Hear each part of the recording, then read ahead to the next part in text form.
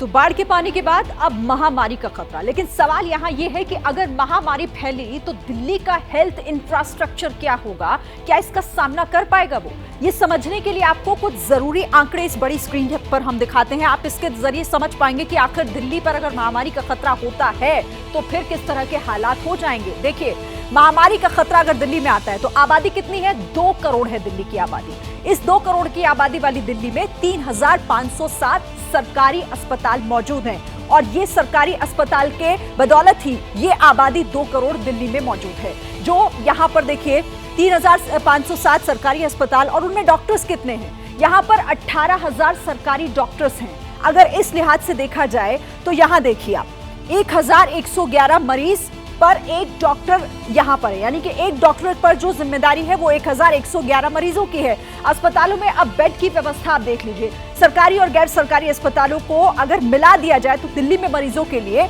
58,960 bed की व्यवस्था है।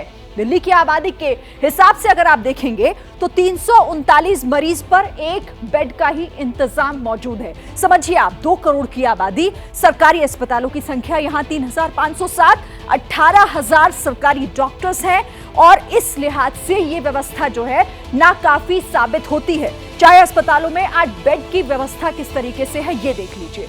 तो यहाँ सवाल कई उठ जाते हैं और सोचिए कि भगवान ना करे कि दिल्ली में सरकारी अगर यहाँ पर महामारी फैलती है तो फिर अनहोनी कितनी बड़ी होगी। और अगर यहाँ पर स्थिति बिगड़ गई, क्योंकि बाढ़ और बारिश में दिल्ली के लोग पहले से बेघर हैं, वो सड़क पर रात गुजार रहे हैं, लेकिन नेताओं को लोगों की परवाह कम ही है, अपनी राजनीति की फिक्र ज्यादा है।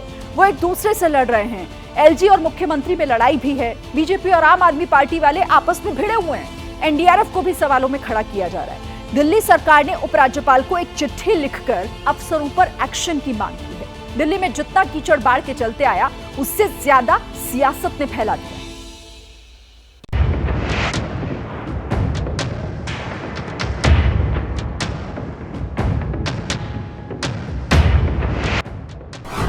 ये गहरा षड्यंत्र और साजिश है। ये बाढ़ प्राकृतिक नहीं है, प्रायोजित। एक निठल्ले भ्रष्टाचारी धोखेबाज मुख्यमंत्री अरविंद केजरीवाल को करना था। जो भारतीय जनता पार्टी के नेता हैं वो गिद्धों से भी गए गुजरे निकले। पूरा भारत जान गया अरविंद केजरीवाल घोटालेबाज है। अब ये भी सामने आ गया है कि ये बड़े बहानेबाज। दिल्ली के लोगों के खिलाफ एक षड्यंत्र के तहत, एक कॉन्स्पिरेसी के तहत दिल्ली को बाढ़ में डूबने की पूरी कोशिश कर रही है। अपनी सफलता छुपाने के लिए अरविंद केजरीवाल का स्वभाव है। शर्म आनी चाहिए उन्हें। उनके भ्रष्टाचार के कारण दिल्ली आज ये दिन देख रही है। ये बाढ़ के बाद की शाब्दिक सियासी गाथ है जो नेताओं की जुबान से बह रही है, जिसमें बेहिसाब दुर्गंध है, जिसकी तीव्रता जल प्रलय से भी कहीं ज्यादा है, जिसके प्रवाह में मर्यादा के बांध ध्वस्त होते जा रहे हैं, जिसमें दिल्ली की परवाह अटकती जा रही है।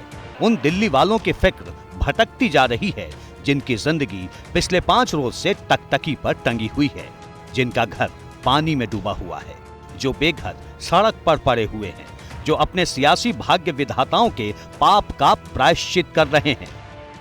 ये जो बारिश है और जो बारिश का फ्लो है, इसने लोगों की चिंताओं में बहुत ही ज्यादा इजाफा कर दिया है। देखिए कैसे बाढ़ पीड़ित है बेचारे। फ्लाईओवर के नीचे, फ्लाईओवर दिखाइएगा, और किस तरह से अंदर सिमट आए हैं। कुछ देर पहले सामने की ओर खाना बट रहा था, वहां पर ये थे, सबके सब सिमट आए हैं और इनके सर के ऊपर छत तक नहीं है। इतना सामान ला जुगी सब कुछ बह गया, बाकी सब बह गया, कुछ भी नहीं बचा हम लोग के पास। बाढ़ की मार से बेहाल हुए लोगों की चिंता से ज्यादा नेताओं को सत्ता को साधने वाली सियासत की फिक्र है। यही वजह है कि जब दिल्ली लापरवाही की बाढ़ में डूबी है, जब यमुना में पानी घटने के बावजूद पौष इलाकों की गलियां लबालब भरी हुई हैं, जब देश की राजधानी जल तांडव से कांप रही है, जब दिल्ली को डुबो कर मारने वालों पर सवाल उठ रहे हैं, तब दिल्ली के नीति नियंता अपनी जिम्मेदारी दूसरों पर थोपने का बहाना ढूंढ रहे हैं। चाहे दिल्ली के उपराज्यपाल हों, चाहे दिल्ली के मुख्यमंत्री हों या मंत्री, विधायक और सांसद हों, सब के सब आरोपों की दीवार खड़ी कर अपनी गद्दी या कहिए कि बाढ़ के दाग से दामन बचाने में जुटे हैं। जो दिल्ली लकवाग्रस्त व्यवस्था की भेंट चढ़ी है, वहां नगर निगम से लेकर सूबे की सत्ता तक पर आम आदमी पार्टी काबिज है। सुबह सुबह केजरीवाल की पार्टी के प्रवक्ताओं की फौज मीडिया के सामने आई और दिल्ली में बाढ़ के लिए बीजेपी को जिम्मेदार ठहरा दिया। बताया कि हथनी कुंड बैराज से एक मुश्त पानी छोड़कर कैसे दिल्ली को डुबोने की साजिश रची गई। हथनी कुंड बैराज से सिर्फ और सिर्फ यमुना की ओर पानी छोड़ा जा रहा है और बाकी के सपोर्टिंग कैनाल्स जो है वो खाली पड़े। एक तो लगभग सूखा पड़ा हुआ eastern canal. Supreme court, high court, parliament, सारी बड़ी बड़ी इंस्टॉलेशंस आईटीओ के पास है जहां से यमुना बहती है और पानी सुप्रीम कोर्ट तक तो पहुंचा ही दिया था इन्होंने। वो तो हमारे लोगों की मुस्तैदी थी जो रात भर खड़े होकर उन्होंने रुकवा दिया, वरना षड्यंत्र तो था कि सुप्रीम कोर्ट को भी बहा के ले जाए। सेवा में हाथ बढ़ाने के बजाय गर्दन दबाने पे जुटे हुए हैं। दिल्ली को मुसीबत में डालने के लिए जो लोग जिम्मेदार हैं उनके खिलाफ एफआईआर और मुकदमा होना चाहिए। आम आदमी पार्टी के नेता पानी में दिल्ली को डुबोने की साजिश वाली थ्योरी के इर्द गिर्द खड़े हैं और इसके लिए वो सीधे सीधे बीजेपी को जिम्मेदार बता रहे हैं। ऐसे में बीजेपी ने भी आम आदमी पार्टी के नेताओं का जवाब देने के लिए अपने प्रवक्ताओं को मैदान में उतार दिया है। बीजेपी के नेता भी पूरे शोध के साथ कैमरों के सामने बैठे 2013 और 2019 में जो हथनी कुंड में पानी छोड़ा गया था उसका पूरा हिसाब किताब समझाया और फिर दिल्ली की सरकार के सामने सवालों की लिस्ट पढ़कर सुनाई। 2013 और 2019 8 लाख क्यूसेक पानी छोड़ा गया। 8 लाख। बाढ़ नहीं आई। बाढ़ इसलिए आई है क्योंकि दिल्ली के जो मुख्यमंत्री हैं उनकी प्राथमिकता कार्य करना नहीं है, केवल और केवल बहानेबाजी करना। बीजेपी के नेता यमुना और नालों की सफाई को लेकर आम आदमी पार्टी की सरकार को कटघरे में खड़ा कर रही है, लेकिन आम आदमी पार्टी के नेताओं ने सिर्फ हथनी कुंड पर साजिश रचकर दिल्ली में आपदा लाने का इल्जाम ही नहीं लगाया है, बल्कि यहां तक दावा किया कि एनडीआरएफ को भी इसी मकसद से रोका गया कि दिल्ली दलदल में डूब जाए। ये बहुत बड़ा सवाल है कि दिल्ली में जब बाढ़ आ रही थी, जब इतनी विकट परिस्थिति थी, तो सारा पानी से दिल्ली के लिए क्यों छोड़ा जा रहा था?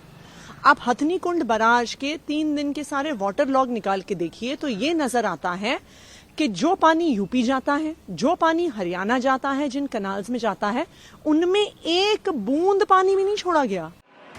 एनडीआरएफ को लेकर 2 दिनों से आम आदमी पार्टी के नेता आग बबूला हैं। इस पर बीजेपी के नेताओं के साथ साथ अफसरों ने भी केजरीवाल सरकार पर पलटवार किया। ये इस तरीके का व्यवहार बहुत दुर्भाग्यपूर्ण है और ये दर्शाता है कि शायद उनको पॉलिटिक्स करनी है। ऐसे विषम परिस्थिति में जब हम सब लोगों को मिलकर काम करना चाहिए, इस तरीके की बयानबाजी बहुत ही दुर्भाग्यपूर्ण है। सिर्फ आरोपों का प्रहार और पलटवार भर नहीं है, बेशर्मी तो ये है कि बाढ़ पर बोलते बोलते तमाम नेता एक दूसरे पर ढेरों इल्जाम भी लगा रहे हैं, एक दूसरे को आपदा पर सियासत से बचने की सलाह भी दे रहे हैं और ऐसा कमोबेश सब के सब कह रहे हैं। और इन सब के बीच पानी में निरीह सी डोलती खड़ी है दिल्ली, जो बेबस है, लाचार है, अपने सियासी सुल्तानों की लापरवाही के बाद उनकी जुबानी जंग देख रही है, सुन रही है और अपने भाग्य पर सिसक रही है। पत्रकारिता कोई इमोशन नहीं है, ना अपना कोई ज्ञान देना है और ना कोई विचार थोपना है। पत्रकारिता क्या है? पत्रकारिता का मतलब है सही जानकारी इकट्ठा करना और तथ्य बताना। पत्रकारिता आज जितने महत्वपूर्ण दौर में है, शायद पहले नहीं थी। इस दौर से निकलने के लिए सिर्फ सच दिखाने की जरूरत है, वो सच जो आपके हित को आगे रखे। इसलिए अब रात 9 बजे प्राइम टाइम नहीं होगा, ये आपका टाइम है। जगविंदर पटियाल के साथ देखिए पब्लिक इंटरेस्ट 17 जुलाई से सोमवार से शुक्रवार रात 9 बजे सिर्फ एबीपी न्यूज पर। एबीपी न्यूज आपको रखे आगे।